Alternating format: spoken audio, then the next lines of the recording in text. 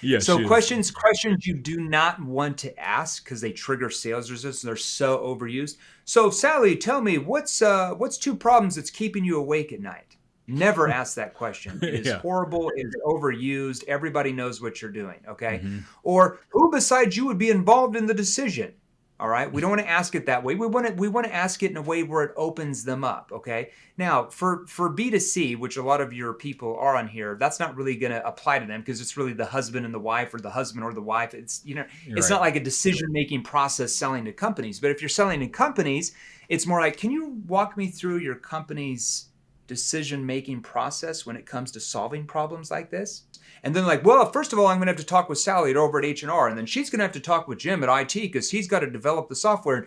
And then you're starting to get this whole picture of who needs to be involved and who you have to pull into that decision, all right?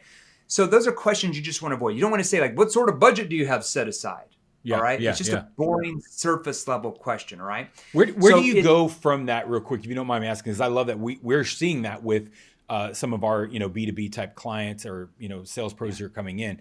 When you are gathering that data, for you, where does your brain go of like what your next frame is or what direction you'll take with them?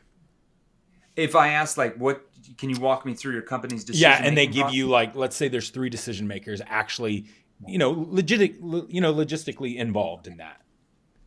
Mhm. Where do you go Let from me give you an there? example. Let's say that you're selling some type of software that has to be installed. All right. Okay. You know that the chief technology officer is they might not have the ultimate say of yes or no, but are they going to influence the decision makers because they're going to be the ones that have to train people on it. They're going to be the ones that have to install it. So they're an influencer that can influence the actual decision makers. The average company in the United States of America, I'm not even talking Fortune 100 or Fortune 500 or Fortune 1000, has 6.7 decision makers and or influencers that have to be involved, according to Forbes. That's Yeah. just a regular company. Now, if Yep. you're selling to a laundromat that just has one guy that owns it and he owns Yeah. one laundromat, it's a little bit different. Okay. Right.